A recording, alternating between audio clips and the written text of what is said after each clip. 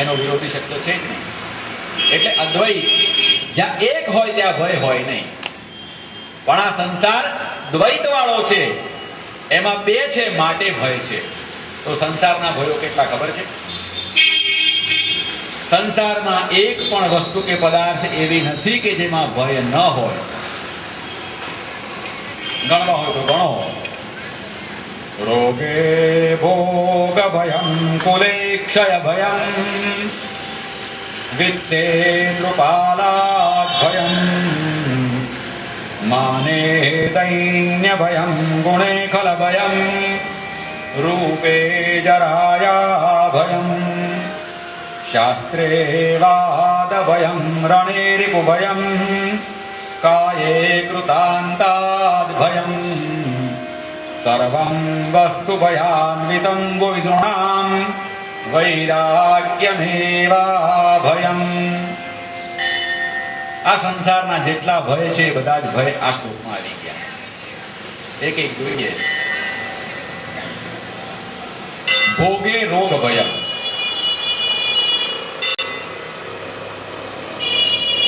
જેટલા ભોગ વધે એટલા રોગ વધે.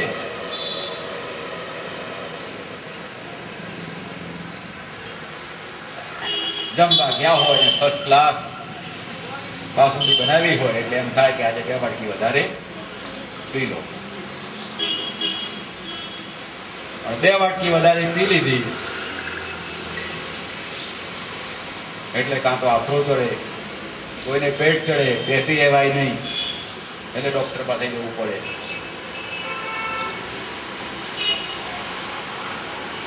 કેટલાકને લૂઝ મોશન થઈ જાય.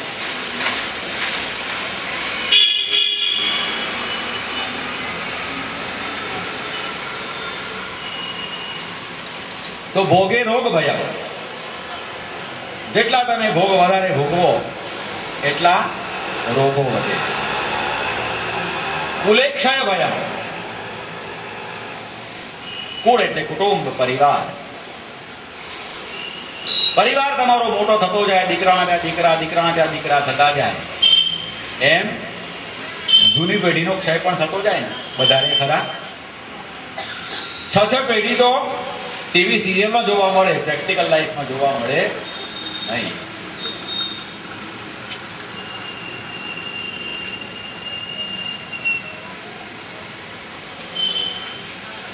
એક વાર એક ભાઈને ફ્લેટ ખરીદવો હતો તો કોઈ બિલ્ડર જોડે ગયા કે સારો ફ્લેટ હોય બતાવો.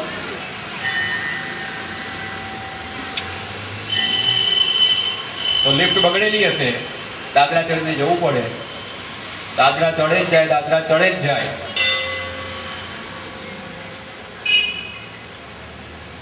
પેલા કસ્ટમરે થાકીને પૂછ્યું બિલ્ડરને કે ભાઈ કેટલા માળ છે? તો કે મને ખબર નથી. કેમ કે ખબર નથી? તો કે આના બિલ્ડર એકતા કપૂર છે. આના બિલ્ડર એટલે એની સિરિયલ ક્યારે પૂરી થાય ઠેકાણું નહીં. એટલે એમાં 6 પેઢી પણ જીવતી હોઈ શકે. હકીકતમાં આવું બને નહીં. કુલે ક્ષય ભયમ. નવી પેઢી આવે એની સામે જૂની પેઢી જાય. કુલે ક્ષય ભયમ. વિત્તે નૃપાલાદ ભયમ. વિત્તે એટલે નાણું, પૈસો. બહુ પૈસો ભેગા થાય એટલે નૃપાલ એટલે રાજાનો ભય. ઇન્કમ ટેક્સ વાળા આવે, સેલ્સ ટેક્સ વાળા આવે, કસ્ટમ વાળા આવે, એક્સાઇઝ વાળા આવે. આને ઉપાધિ કહેવાય, હોય એનું દુઃખ. વિત્તે નૃપાલાદ ભયમ. માને દૈન્ય ભયમ. માને દૈન્ય ભયમ. માન એટલે તમને મોટી પદવી મળે, ઊંચું સ્થાન મળે એટલે બધા સાહેબ સાહેબ કરે. પણ બધા સાહેબ સાહેબ કરે એની સાથે પેલાને મનમાં એક ભય હોય કે આ ખુરશી ક્યારે જતી રહેશે. દૈન્ય ભય, ખુરશી જવાનો ભય હોય સાથે, કારણ એ પરમેનન્ટ નથી. માને દૈન્ય ભયમ. ગુણે ખલ ભયમ. ક્યારેક તમારામાં સદગુણો હોય ને તો પણ દુર્જનો તમારી ટીકા કરે. આ જુઓ નવીના ડાયા થઈ ગયા છે. સંસ્કૃતમાં એક સુંદર સુભાષિત છે કે ક્યારેક સદગુણો પણ બાધિત થાય છે. ગુણાનામ એવ દૌરાત્મ્યાત ધુરીહિ ધુર્યમ નિયુજ્યતે અસંજાતઃ કિણસ્કંદઃ સુખમ સ્વપીતિ ગૌરગીરીહિ. આવું એક સુભાષિત છે. ગુણાનામ એવ દૌરાત્મ્યાત, સદગુણો હોવાના દોષને લીધે. દોષ કયો? સદગુણો હોય તમારામાં એ જ દોષ. ગુણાનામ એવ દૌરાત્મ્યાત, સદગુણો હોવાના દોષને લીધે જ ધુરીહિ ધુર્યમ નિયુજ્યતે. ધુરી કહેતા બળદ. ધુરી એટલે બળદ. ધુરીહિ ધુર્યમ નિયુજ્યતે. એની કાંધ ઉપર ધૂસરી મૂકીને એને ખેતરમાં જોડવામાં આવે કે ચાલ ભાઈ ખેડવાનું છે. પેલો કઈ બોલતો નથી, આખો દિવસ ચૂપચાપ ચાલે છે. આ એનો સદગુણ છે. તો એ સદગુણ હોવાના લીધે થઈને આખો દિવસ મજૂરી કરવી પડે છે. પણ એનો જ એક બીજો ભાઈ છે, બધાને પરિચય હશે. રોડની વચ્ચે બેઠો હોય ને તો બધા 10 ફૂટ દૂરથી જાય. અસંજાતઃ કિણસ્કંદઃ સુખમ સ્વપીતિ ગૌરગીરીહિ. આખલો.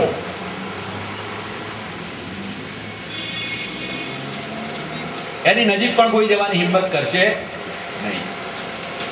એ આરામથી સૂતો હોય.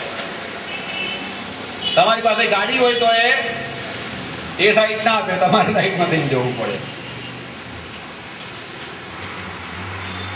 અસંજાતઃ કિણસ્કંદઃ સુખમ સ્વપીતિ ગૌરગીરીહિ. તો ક્યારેક સદગુણો પણ જીવનમાં બાધક બને.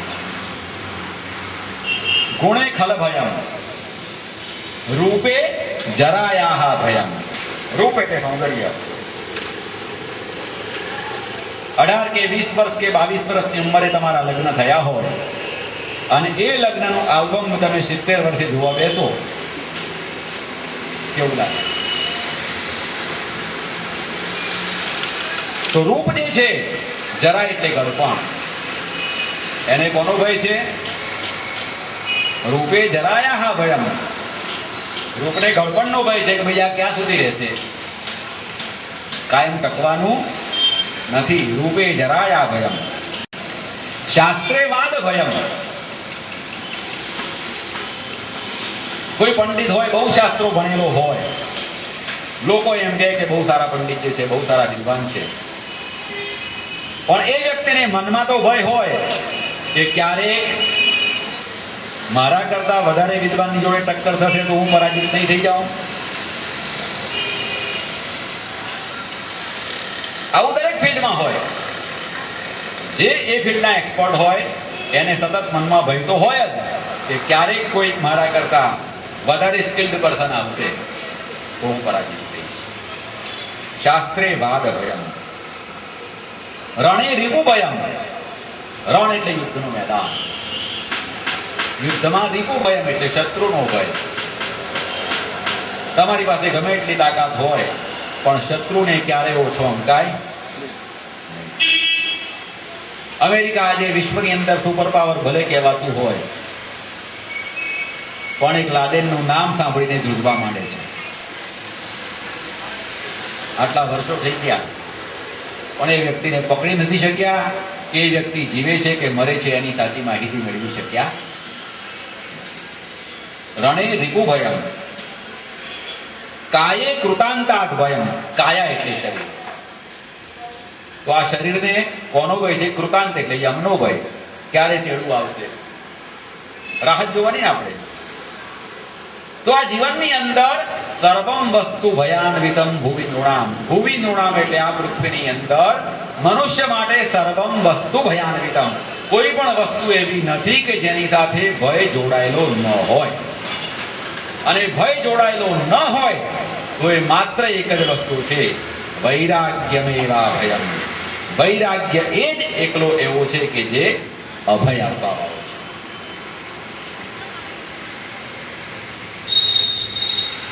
અને એ સંપૂર્ણ વૈરાગ્ય ભગવાન શિવ.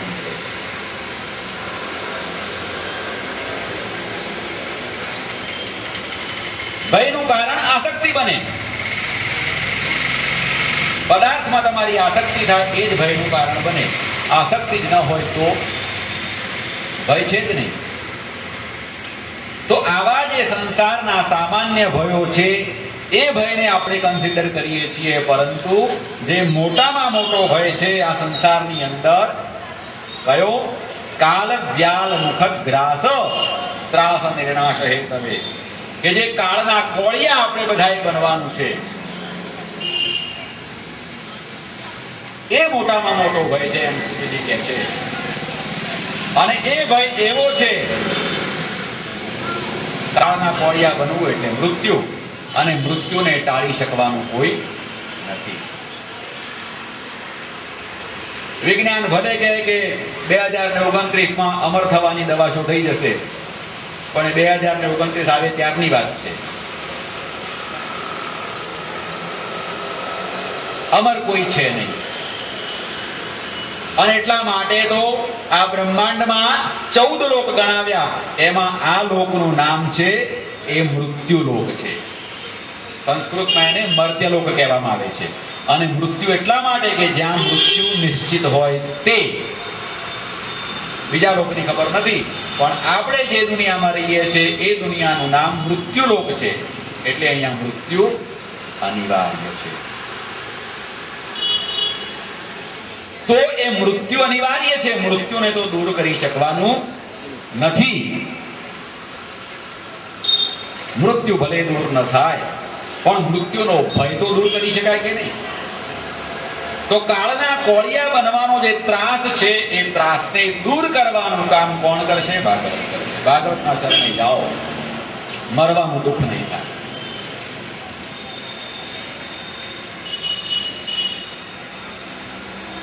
જેને તરતા ના આવડતું હોય ને એ પાણી જોઈને ડરે, પણ તરતા આવડતું હોય એ ગમે એટલું ઊંડું હોય તો એ છેક ઉપરથી ભૂસકો મારે, એને મજા આવે. એમ મરવું એક પણ એક કળા છે. મરતા જો આવડી જાય ને તો માણસ વારંવાર મરવાનું પસંદ કરે. પછી જેમ રેશનની લાઈનો લાગે છે એમ મરવાની લાઈનો લાગે. કોઈ વચ્ચે આવે તો કે સાઈડમાં જ મારો વારો છે મરવાનો. પણ એ ક્યારે?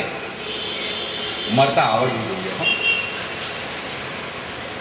કોમ્પોઝની આખી બાટલી ગળી જાય ને સુઈ જાઓ, એ મરતા આવડ્યું ના કહેવાય.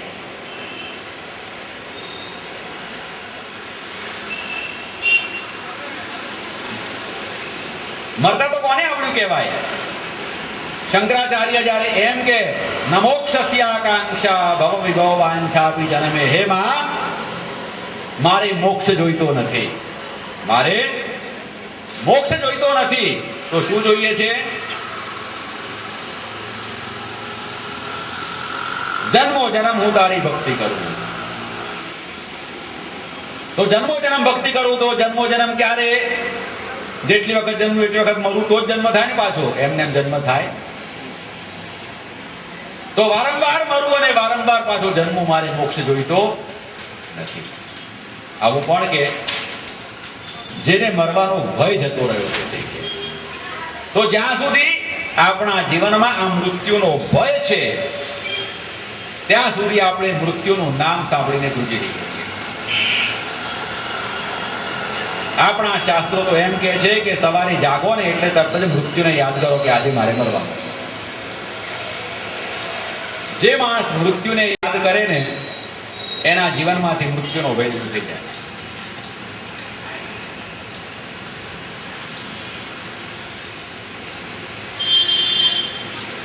એક ભાઈ હતા, બહુ જ પાપો કરેલા, જેનો કોઈ હિસાબ નહીં.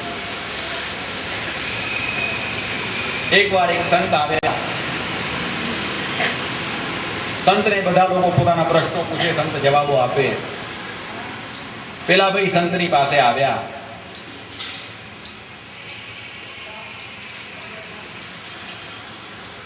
એમના જીવનનું ચરિત્ર બધું કીધું કે મેં આવા આવા કર્મો કર્યા છે. સંતે વિચાર કર્યો, એકદમ હું એને કહીશ કે તું પાપ કરવાના છોડી દે તો માણસ છોડે. એટલે સંત કહે છે કે તમારો હાથ લાવો તો જરા જોઉં. પેલા ભાઈએ હાથ બતાવ્યો. સંતે હાથ જોયો અને બોલ્યા, રામ રામ. પેલો કહે છે કેમ સંત શું થયું? કે બરાબર આજથી ચોથા દિવસે તમારું મરણ છે. સંતે શું કીધું? બરાબર આજથી ચોથા દિવસે તમારું મરણ છે. હવે તમને કોઈ એમ કહે કે આજથી ચોથા દિવસે તમારું મરણ છે, તમને પાણી પીવાની ઈચ્છા થાય તો પછી ખાવાની કે કશું કામ કરવાની, પાપ કે કશું જ નહીં, સતત મરણનું જ ચિંતન થાય. આજનો દિવસ ગયો, હવે એમ કે 3 દિવસ રહ્યા, બીજો દિવસ ગયો, હવે 2 દિવસ રહ્યા, ત્રીજો દિવસ ગયો, હવે 1 દિવસ રહ્યો, અને ચોથો દિવસ ગયો, મર્યો નહીં. એટલે પાછો દોડતો પેલા સંત પાસે ગયો કે તમે તો કહ્યું તો ચોથા દિવસે તારું મરણ થશે, તો હું તો જીવતો છું. સંત કહે છે બહુ સારું જીવતો રહ્યો હતો, એમાં ખોટું શું? પેલો કહે છે પણ કેટલા ટેન્શનમાં 4 દિવસ ગયા તમને ખબર છે? સંત કહે છે શું ટેન્શન થયું? અરે કે 4 દિવસ સુધી મને કઈ સૂઝ્યું જ નથી, કે બસ તો કે સમજી લે કે પ્રતિક્ષણે તારું મૃત્યુ છે, તો તને ભગવાનના નામ સિવાય કશું સૂઝશે જ નહીં. એટલે તમે જો હર ક્ષણે તમારા મૃત્યુને યાદ કરશો તો તમે કોઈ ખરાબ કૃત્ય કરશો. કારણ મૃત્યુનો ભય શું કામ? માણસને મૃત્યુનો ડર શું કામ લાગે છે? એના કારણો છે. અત્યારે 12:30નો સમય થયો છે. એ કારણોની ચર્ચા બપોર પછીના સેશનમાં કરીશું. અત્યારે આપણે કથાને વિરામ આપીએ. બપોરે 3 વાગે આપણી કથા શરૂ થશે. ભગવાનનું નામ સંકીર્તન કરી શ્રીમન્નારાયણ નારાયણ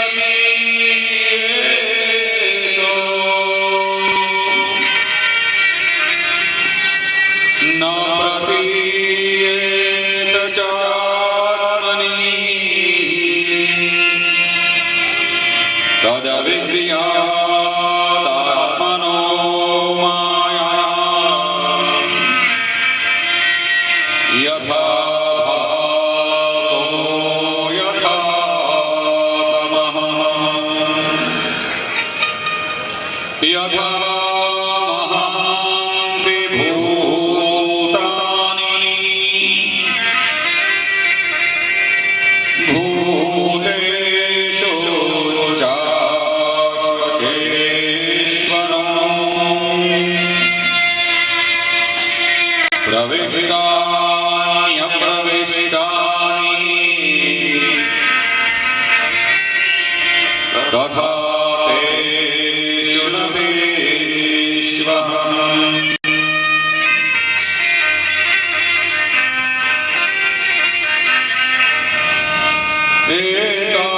एतावदेव जिज्ञास्यम्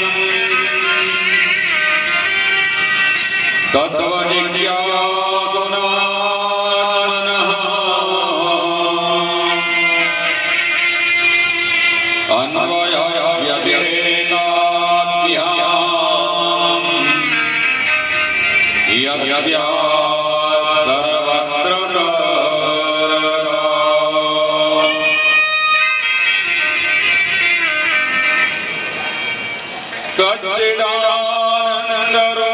सच्चिदानन्दरूपाय विश्वोत्पत्त्यादिहेतवे तापत्रयविनाशाय श्रीकृष्णाय वयं नमः नमः। स्वामी नारायण नारायण नारायण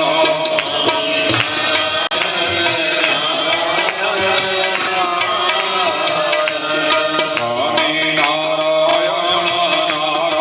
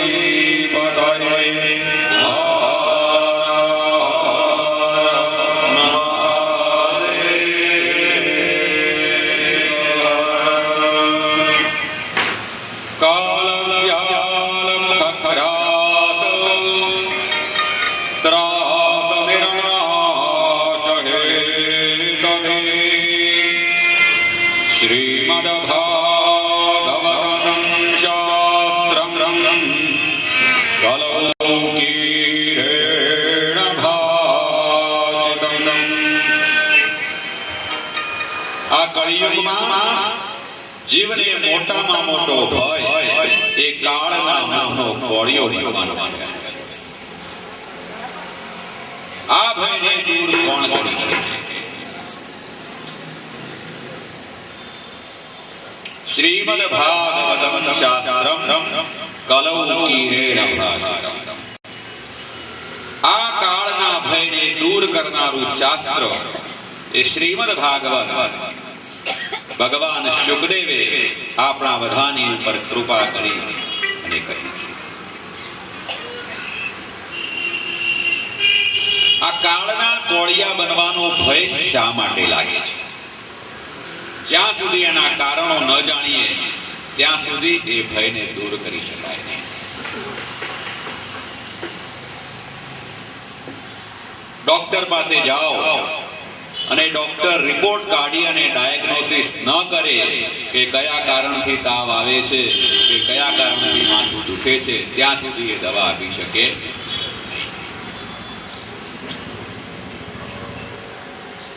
તો આ તો ભવરોગની વાત છે. મૃત્યુ એનાથી મોટો કોઈ રોગ નથી. તો એના ભયને દૂર કરવો હોય તો એ ભયના કારણો શોધવા પડે.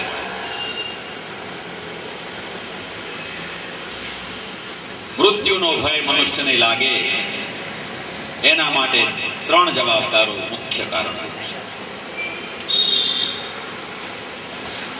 પહેલામાં પહેલું કારણ જોઈએ તો દેહમાં આત્મબુદ્ધિ. દેહ એટલે શરીર. શરીરને જ આત્મા માની લો એટલે આ શરીર છોડતી વખતે દુઃખ થાય. વસ્તુતઃ શરીર અને આત્મા આ બે વસ્તુ જુદી છે.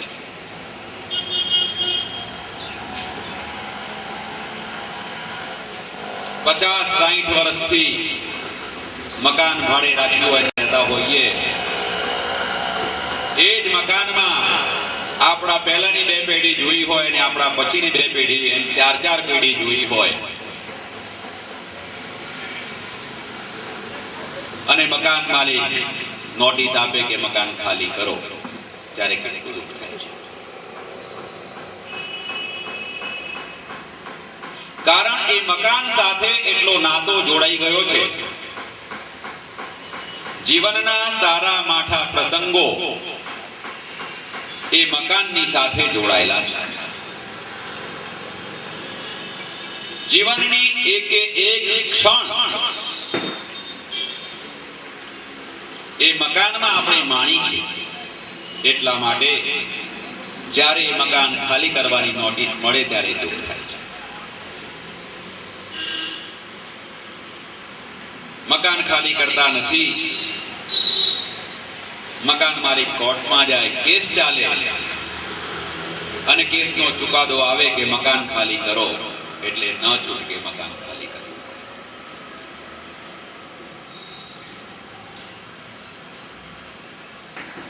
દુઃખ થવાનું કારણ એક જ છે, એ મકાનને પોતાનું માની બેઠા છે. હકીકતમાં મકાન પોતાનું નથી. એમ આ શરીર રૂપી મકાનમાં પણ કોઈ 50 વર્ષ સુધી રહે, કોઈ 80 વર્ષ સુધી રહે, કોઈ 25 વર્ષ સુધી રહે. જેટલા ટાઈમ માટેનો ભાડાપટ્ટો હોય એટલા સમય માટે રહેવાનું છે. ફરવા માટે ગયા હો અને 5 સ્ટાર હોટલમાં રોકાયા હો, એક દિવસનું એક રૂમનું ભાડું 5,000 થી 8,000 રૂપિયા હોય. 5 સ્ટાર હોટલ એટલે સ્વર્ગ જેવી ફેસિલિટી મળે છે. ઉત્તમ પ્રકારની સગવડો મળે. છતાં પણ તમે 2 દિવસ કે 4 દિવસ માટે હોટલ બુક કરી હોય અને 4 દિવસ પૂરા થાય તો હોટલ છોડતા દુઃખ થતું નથી. કારણ એ પોતાની નથી. જેમ યાત્રાએ નીકળેલો યાત્રી ધર્મશાળામાં રોકાણ કરે અને જવાનો સમય થાય તો ધર્મશાળાનું મકાન ખાલી કરતા એને જેમ દુઃખ થતું નથી, એમ જો યાત્રી બની અને આત્મા આ શરીરમાં રહેતો હોય તો આ શરીર રૂપી મકાનને ખાલી કરતા એને દુઃખ થાય. આપણા ઉપનિષદો કહે છે આરામમ અસ્ય પશ્યંતિ ન તમ પશ્યતિ કશ્ચન. દુઃખ થવાનું મોટામાં મોટું કારણ આ છે. આરામમ, આરામ શબ્દનો અર્થ થાય ગેસ્ટ હાઉસ.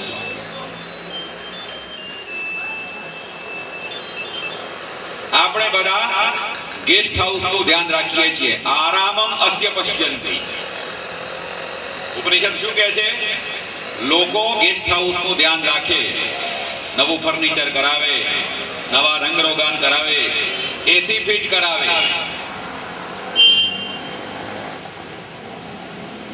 પણ એ ગેસ્ટ હાઉસમાં રહેતા ગેસ્ટને કોઈ દિવસ પૂછ્યું છે કે તને શું ગમે છે?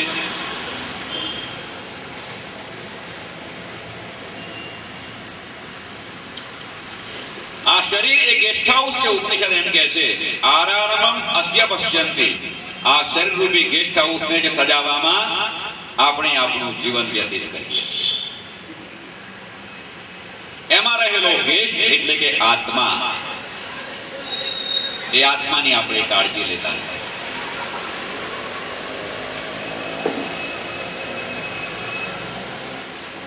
અને એટલા માટે જ એ દેહરૂપી મકાનને છોડવાનું દુઃખ થાય છે. તો મૃત્યુનો ભય દૂર કરવાનું પહેલું કારણ દેહ અને આત્માને જુદા કરવો.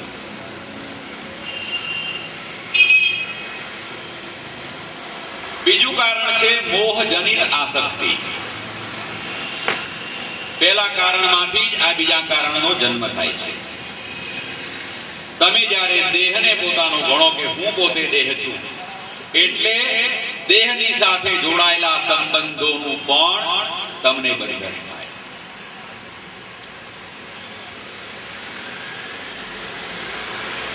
ગાડી, વાડી, બંગલો, આ બધા દેહ સાથેના સંબંધો છે. દેહ છોડતા દુઃખ થાય તો દેહ સાથે જોડાયેલી વસ્તુઓ છોડતા પણ દુઃખ થાય.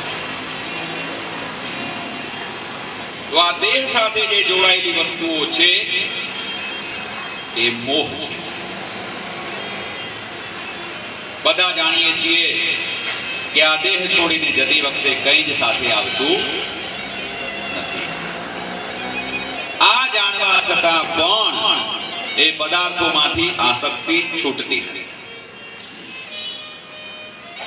કોઈ આપણને પૂછે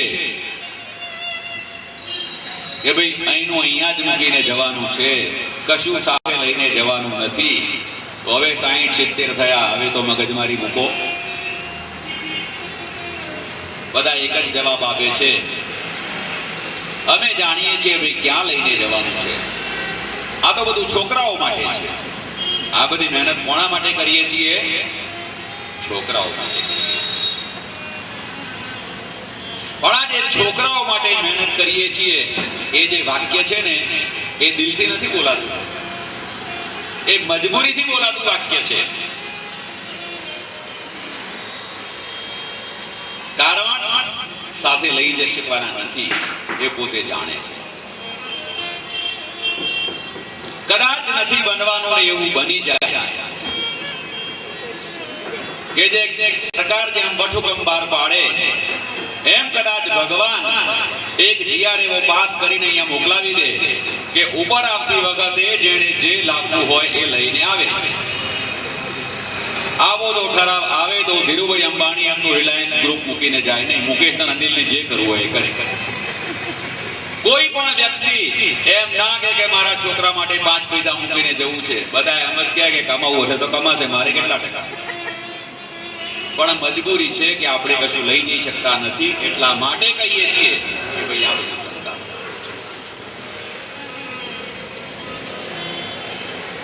મોહજનિત આસક્તિ. અને મૃત્યુનો ભય લાગવાનું ત્રીજું કારણ છે આપણા જ દુષ્કૃત્યો. મૃત્યુ શું છે? પરમાત્માને આપણા કામનો હિસાબ આપવાનો દિવસ છે. તમે નોકરી કરતા હો ઓફિસમાં તમને એક પ્રોજેક્ટ સોંપ્યો હોય અને કીધું હોય કે આ પ્રોજેક્ટ 15 દિવસમાં પૂરો કરવાનો છે, 14 દિવસ થાય ત્યાં સુધી ફાઇલને હાથ અટકાડ્યો ન હોય તો 15મા દિવસે કેવી બીક લાગે કે આજે શેઠ ખખડાવશે. પણ 12મા દિવસે જો ફાઇલ પૂરી થઈ ગઈ હોય તો પછી 3 દિવસ તાલાવેલી લાગે કે શેઠ મને ક્યારે બોલાવે અને હું રિપોર્ટ કરું કે સાહેબ પ્રોજેક્ટ ઇઝ રેડી. તો આપણા દુષ્કૃત્યો જ આપણા માટે ભયનું કારણ. સંતોને ભય નથી, કારણ પરમાત્માએ એમને જે કાર્ય સોંપીને મોકલ્યા છે એ કામ પૂરું કરીને તરત જ કહે છે અમને બોલાવ અને બીજો પ્રોજેક્ટ આપ. આપણે પરમાત્માએ સોંપેલો પ્રોજેક્ટ પૂરો કરી શકતા નથી. પરિણામે જ્યારે એનું તેડું આવે એટલે બીક લાગવા માંડે છે કે ત્યાં જઈને શું જવાબ આપીશું. આ 3 કારણોને જો જીવાત્મા જાણી લે તો મૃત્યુનો ભય આપોઆપ.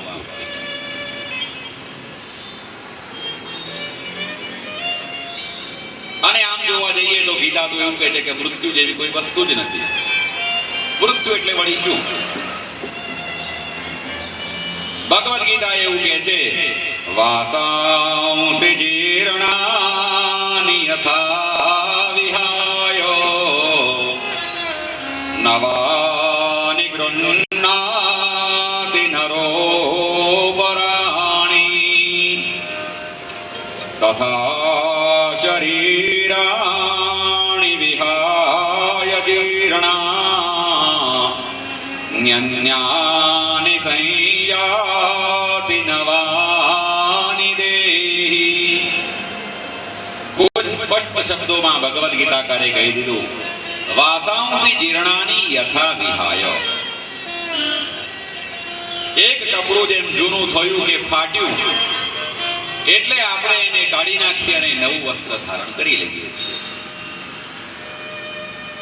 તો આ થોડી વિશિષ્ટ ભાષામાં કહીએ તો જીવાત્મા એને જ્યારે લાગે કે આ ખોડિયા રૂપી વસ્ત્ર હવે જૂનું થયું છે, હવે બહુ થીગડા વાગી ગયા, બહુ સર્જરીઓ થઈ આના ઉપર, હવે આ મકાન બદલવું છે, હવે આ કપડા બદલવા છે, એટલે એ જીવાત્મા આ વસ્ત્ર કાઢી અને બીજું વસ્ત્ર ધારણ કરે.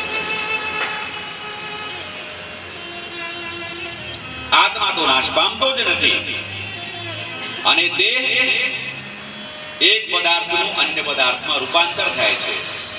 જ્યારે કોઈનો નાશ જ નથી થતો તો મૃત્યુ એ વળી શું? મૃત્યુનું આ તત્વજ્ઞાન જો જીવનમાં ઉતરી જાય તો મૃત્યુનો ભય આપોઆપ ટળે. એના માટે ભગવદ આશ્રય કરવાની જરૂર છે.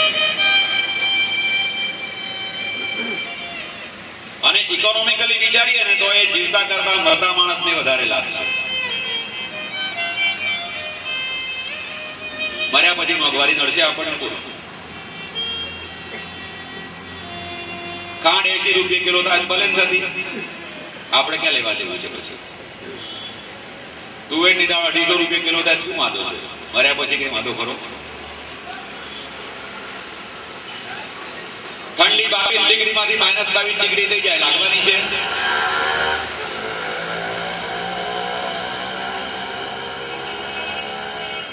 જીવતા કરતા મરવામાં સુખ વધારે છે.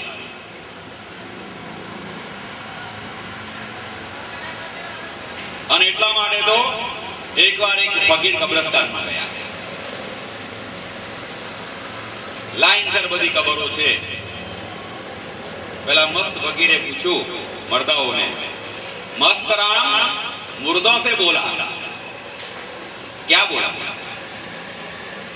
मस्त राम मुर्दों से बोला, हमें तो कुछ सिखाओ जी, हमें तो कुछ सिखाओ जी. तो एक मुर्दा उठकर बोला, एक मुर्दा उठकर बोला, पहले मर के तो दिखलाओ जी. एक बार मरो પછી બધું જ બતાવી દઈશું રહસ્ય. જે બધી ઝંઝટ છે ને જીવવામાં છે, જીવવામાંય પહેલો જ અને ઝંઝટમાંય પહેલો. તો આ ઝંઝટમાંથી મુક્ત કરે એવું આ ભાગવત છે. કબીર સુંદર કહે છે, મરને સે સબ જગ ડરા, મરને સે સબ જગ ડરા. આખી દુનિયાને મરવાનો હોય છે, લેકિન મેરે મન આનંદ. જુઓ, સંતોની આખી ભાષા જ છે. કબીર કહે છે કે મને તો મરવાનો આનંદ છે. મરને સે સબ જગ ડરા, લેકિન મેરે મન આનંદ. શું કામ? કબ મરી હો, કબ ભેટી હો પૂરન પરમાનંદ. હું ક્યારે મળું અને ક્યારે મારા પરમાનંદમાં પરમાત્માને મળે. એક પ્રિયતમાને પોતાના પ્રિયતમને મળવાની જેવી તાલાવેલી હોય એવી સંતોને મરવાની તાલાવેલી હોય છે. કારણ પરમાત્મા સાથેના મિલનનો એ દિવસ છે. શરત એટલી જ છે, પરમાત્માએ સોંપેલું કામ નિષ્ઠાપૂર્વક પૂરું કરો તો ભય નહીં લાગે. અને નિષ્ઠાપૂર્વક કામ ત્યારે જ પૂરું થાય એ કામમાં તમારું પ્રોપર ઇન્વોલ્વમેન્ટ હોય, એબ્સોલ્યુટ ઇન્વોલ્વમેન્ટ હોય અને અનઇન્ટરપ્ટેડ ઇન્વોલ્વમેન્ટ હોય. ભક્તિ આવી કે નહીં? કોઈ પણ કાર્ય લઈ લો, બધે જ ભક્તિની જરૂર છે. તો સુતજી કહે છે, શ્રીમદ ભાગવતમ શાસ્ત્રમ કલૌ કીરેણ ભાષિતમ. તો આ કાળના મુખના કોળિયા બનવાનું જે ભય, એ ભયથી બચાવનારું જે શાસ્ત્ર એ ભાગવત શાસ્ત્ર. કલૌ કીરેણ ભાષિતમ. કીર એ સુખદેવજીનું નામ છે. સંસ્કૃતમાં કીર શબ્દનો અર્થ થાય પોપટ. કીર એટલે પોપટ. તો સુખદેવજીનો પૂર્વજન્મ પોપટનો હતો. કીરેણ ભાષિતમ.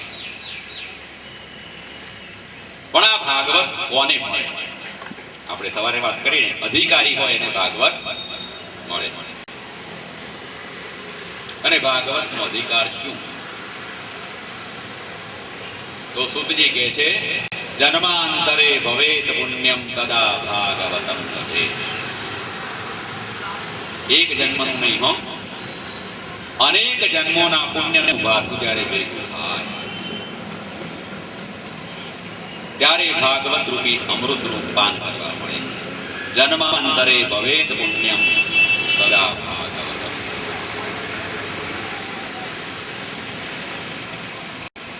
એક વસ્તુ નિશ્ચિત થઈ ગઈ કે અહીં બેઠેલા બધા તો આગલા જન્મમાં પુણ્ય કરીને આવેલા છે. એ સિવાય કથામાં બેસી શકાય નહીં.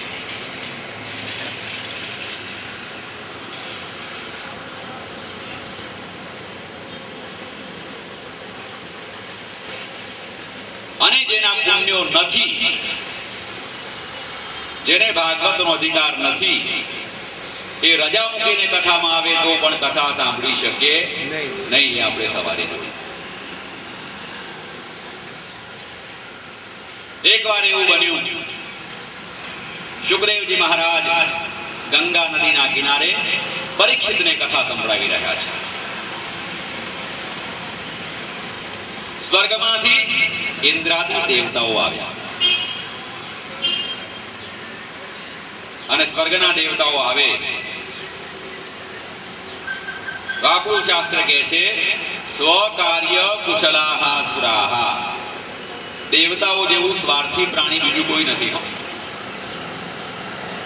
અત્યંત સ્વાર્થ.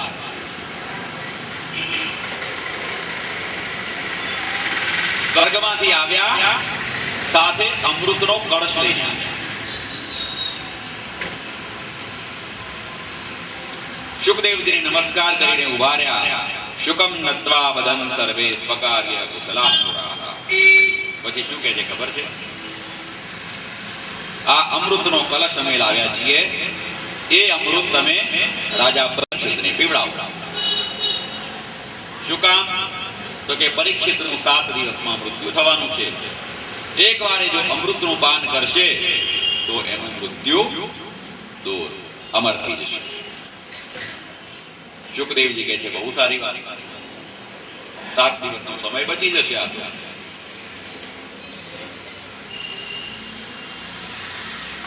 પણ સુખદેવજી વિચાર કરે છે કે દેવતાઓ આટલા બધા ઉદાર ક્યાંથી થઈ ગયા?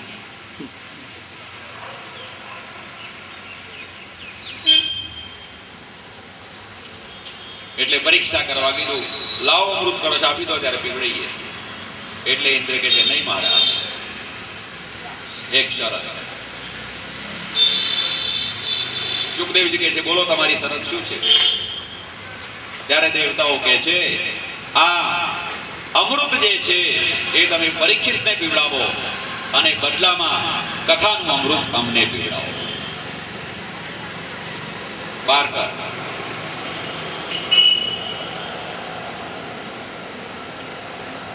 સોદો કરવા આવ્યા છે. હવે એક વસ્તુ સમજી લો, અહીંયા કથા ચાલી રહી છે. કોઈ પણ વ્યક્તિ હોય, કથા સાંભળવામાં રસ હોય, અહીં આવીને બેસી જાય તો કોઈ એને કહે છે કે તમે કથા સાંભળવા શું કામ આવ્યા, કે અહીંયાથી જતા રહો, તમારી પાસે કથાનો પાસ છે, એવું કોઈ પૂછે ખરું? તો દેવતાઓએ પણ જો કથા સાંભળવી હતી, ગંગા કિનારે ખૂબ જ જગ્યા હતી. એવું નહોતું કે જગ્યા નહોતી કે સ્પેશિયલ પાસ લેવા પડે, એવું એ નહોતું. છતાં પણ એમણે સોદો કર્યો કે પરીક્ષિતને અમૃતપાન કરાવો, અમને કથા. સુખદેવજી સમજી ગયા દેવતાઓ સ્વાર્થી છે. સુખદેવજી મનમાં વિચારે છે, ક્વ કથા ક્વ સુધા લોકે, ક્યાં સ્વર્ગનું અમૃત અને ક્યાં આ ભાગવતનું અલૌકિક અમૃત?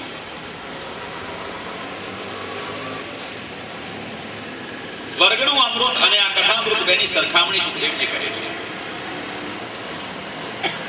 શ્રીમદ ભાગવતને મણીની ઉપમા આપે છે અને સ્વર્ગના અમૃતને કાચના ટુકડાની. એક કાચનો ટુકડો હોય બનાવટી, અને એવો જે ખીરો હોય તો જે ઝવેરીના હોય એને બે સરખા લાગે. પણ સુખદેવજી તો ઉત્તમ પ્રકારના ઝવેરી છે, એ સમજી ગયા. ક્વ કાચઃ ક્વ મણિર્મહાન, આ સ્વર્ગનું તુચ્છ અમૃત ક્યાં અને આ શ્રીમદ ભાગવતનું અલૌકિક અમૃત ક્યાં?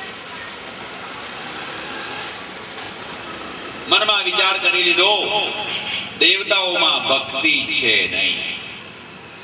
દેવતાઓમાં એટલે કે છે અભક્તાંશ વિજ્ઞાય, દેવતાઓને અભક્ત જાણીને, જેઓમાં ભક્તિના અંકુર નથી એવા દેવતાઓને જાણીને સુખદેવજીએ કહ્યું, તમે ચાલ્યા જાઓ, તમે કથા માટે અધિકારી નથી. એટલે અહીંયા લખ્યું, શ્રીમદ ભાગવતી વાર્તા સુરાણામ અપી દુર્લભા, દેવતાઓને પણ આ કથા દુર્લભ છે. આ કથા બધાને મળી શકતી નથી.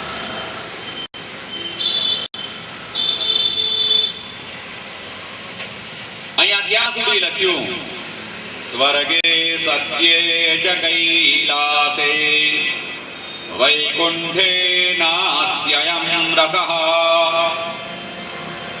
અતઃ પિબન્તુ સદભાગ્યા મામા મુંચત કર્હિચિત. સ્વર્ગે સત્યે ચ કૈલાસે, સ્વર્ગે એટલે સ્વર્ગલોકમાં જ્યાં ઇન્દ્રાદી દેવતાઓ રહે છે તે. સત્યે એટલે સત્યલોક, કૈલાસ એટલે કૈલાસ, અને વૈકુંઠ એટલે વૈકુંઠ. સ્વર્ગે સત્યે ચ કૈલાસે વૈકુંઠે નાસ્તિ અયમ રસઃ, આ કથારૂપી અમૃત ક્યાંય મળતું નથી. અતઃ એટલા માટે હે ભાગ્યશાળીઓ, જેટલું પીવાય એટલું પી લો. આ પૃથ્વી લોક ઉપર જ આ પ્રાપ્ત છે. સ્વર્ગમાં મળતું હોત તો ઇન્દ્ર શું કામ નીચે આવે?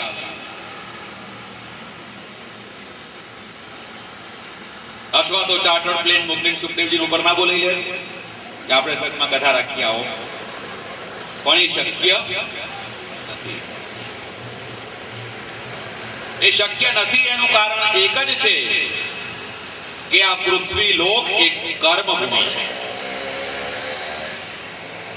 દરેક જીવાત્મા પોતાના કર્મનું ફળ ભોગવવા માટે પૃથ્વી ઉપર આવે છે, નૂતન કર્મો કરવા માટે.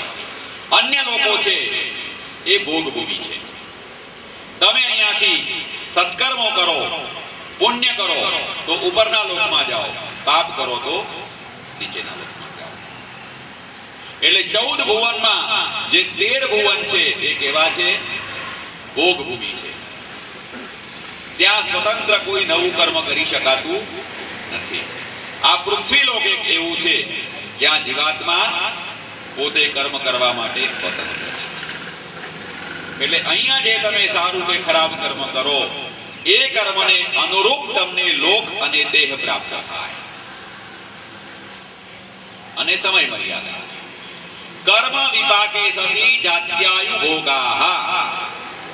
તમે જે કર્મ કર્યું એ કર્મને અનુરૂપ તમને ભૂમિ મળે, એ કર્મને અનુરૂપ તમને દેહ મળે, અને એ કર્મને અનુરૂપ સમય મળે કે આટલો સમય તમારે ત્યાં રહેવાનો. તો કર્મ ભૂમિ એ આ મૃત્યુ લોક છે.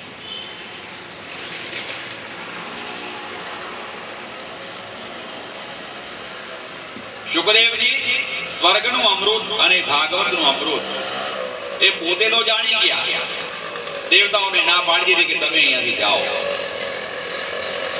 પણ પાછા પરીક્ષિતની પરીક્ષા કરવા માંગે છે કે પરીક્ષિત રાજાની શું ઈચ્છા છે. એટલે પૂછે છે, મહારાજ આ દેવતાઓ સ્વર્ગમાંથી અમૃતનો કલશ લઈને આવ્યા છે, તમારી ઈચ્છા અમૃત પીવાની હોય તો કહો. પરીક્ષિત કહે છે, મહારાજ પહેલા મને એમ કહો કે એ અમૃતથી શું થાય?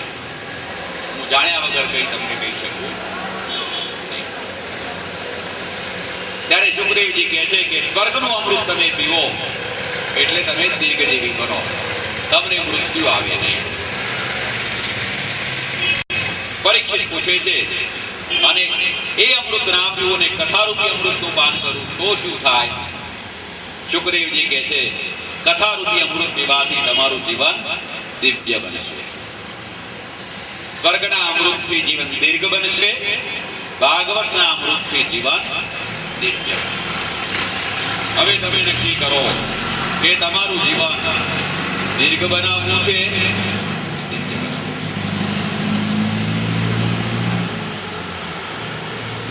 દીર્ઘ જીવન બનાવશો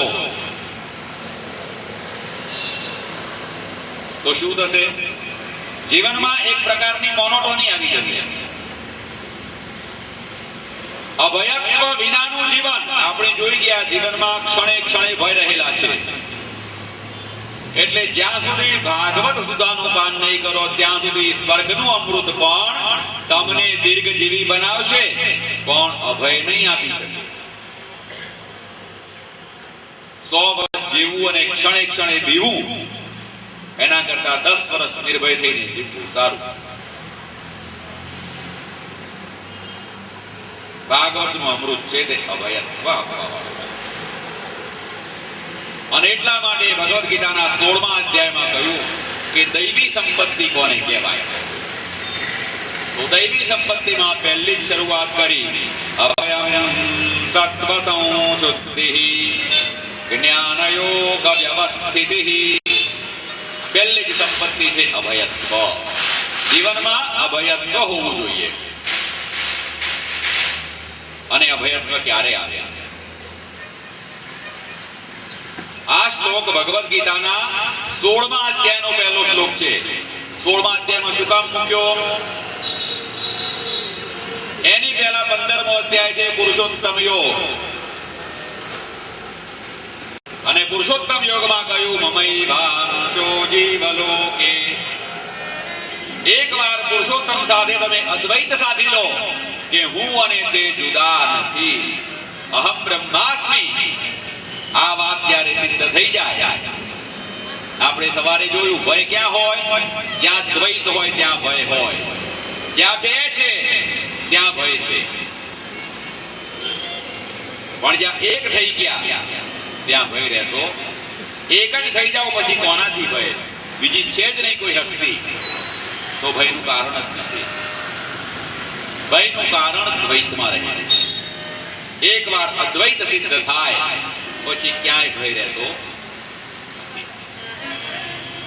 જીવનમાં અભયત્વ સિદ્ધ થાય એટલા માટે સુખદેવજી કહે છે, રાજન, સ્વર્ગના અમૃત કરતા આ ભાગવતનું અમૃત શ્રેષ્ઠ છે.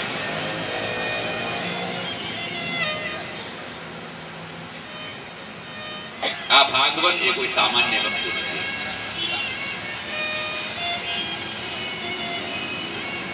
સુખદેવજી કહે છે, શ્રીમદ ભાગવતમ પુરાણ તિલકમ યદ વૈષ્ણવાનામ ધનમ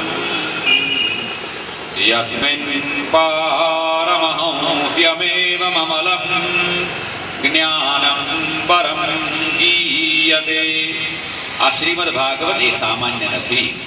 પુરાણ તિલકમ, વ્યાસે જે 18 પુરાણ રચ્યા એમાં તિલક સ્થાન છે. તિલક ક્યાં થાય? કપાળમાં, મસ્તક ઉપર થાય. તો 18 પુરાણમાં જેનું સ્થાન મુકુટનું છે એવું ભાગવત છે. અને એમાં પરમહંસોનું જ્ઞાન ભરેલું છે. યત શૃણવન પ્રપઠન વિચારણ કરો ભક્ત્યા વિમુચ્યેત નરઃ. યત શૃણવન, ભાગવતને જે સાંભળે, પ્રપઠન જે વાંચે, વિચારણ અથવા જે એના વિચારો કરે, તે બધા મોક્ષ પામે છે.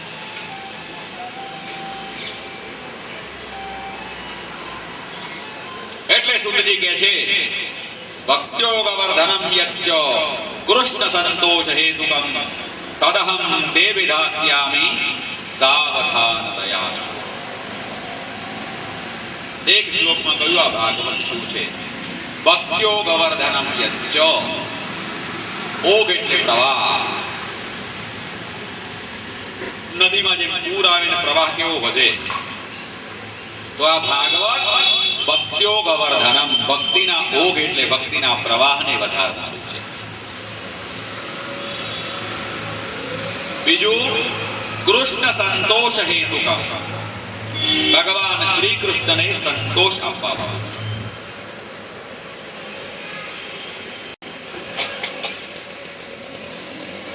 તદહમ તે વિધાસ્યામિ, સર્વ સિદ્ધાંત નિષ્પન્ન. આ શાસ્ત્રોમાં જે સિદ્ધાંતોનું વર્ણન છે, સર્વ સિદ્ધાંત નિષ્પન્નમ, એ બધા જ સિદ્ધાંતોનો નિચોડ એ શ્રીમદ ભાગવતમાં છે. અને એનાથી આગળ વધીને કહે છે, સંસાર ભયનાશન.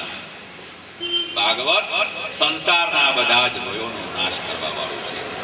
એવું ભાગવત હું તમને કહું છું. તો એક નિષ્પત્તિ સાંભળો, સાવધાનતયા શ્રુણો.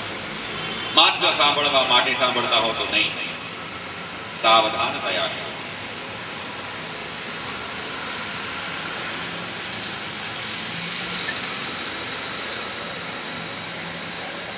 આ ભાગવત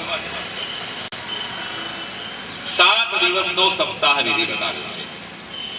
એવું લખ્યું, 7 દિવસમાં ભાગવત સાંભળો એટલે મોક્ષ થાય. અને એનું પ્રત્યક્ષ પ્રમાણ છે મહારાજા પરીક્ષિત.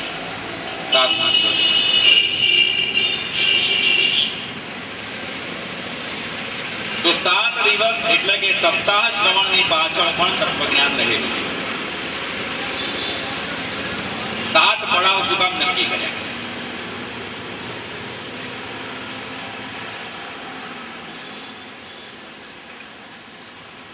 તો આપણે ભગવત પ્રાપ્તિ કરવી છે. સવારે જોયું, વ્યક્તિએ વિભુ સુધી પહોંચવાનું છે. તો વ્યક્તિએ જો વિભુ સુધી પહોંચવું હોય તો વિભુની ઓળખાણ જરૂરી છે. તો પહેલા દિવસનો જે પડાવ છે એ કપિલ ગીતા સુધીનો છે. કપિલ ગીતામાં કપિલ ભગવાન દેવહૂતિ માતાને સાંખ્ય શાસ્ત્રનો ઉપદેશ કરે છે. અને સાંખ્ય શાસ્ત્ર બતાવે છે કે પુરુષ કોને કહેવાય અને પ્રકૃતિ કોને કહેવાય. પ્રકૃતિ પુરુષાત્મકં જગત. એકવાર તમે પરમાત્માને ઓળખી ગયા એટલે પ્રકૃતિથી છૂટવાનું છે, પરમાત્માને પકડવાનું છે. તો પહેલો પડાવ પરમાત્મા સુધી પહોંચવું હોય તો એને ઓળખી લો. કપિલ ગીતા સુધી એને ઓળખાણ કરાવી દીધી. કે આ પુરુષ છે ને આ પ્રકૃતિ છે, છતાં પ્રકૃતિ છૂટતી નથી. ખબર પડી કે આ બાજુ ભગવાન છે ને આ બાજુ ગાડીને બંગલો છે, છતાં ગાડીને બંગલો છૂટતો નથી. તો એ ક્યારે છૂટે? એના માટે દ્રઢ વૈરાગ્ય કેળવાવું જોઈએ. જ્યાં સુધી દ્રઢ વૈરાગ્ય કેળવાય નહીં ત્યાં સુધી પ્રકૃતિનું બંધન લાગેલું રહે. તો બીજો પડાવ આવ્યો 5મા સ્કંદમાં જળ ભરતના આખ્યાન સુધીનો. જળ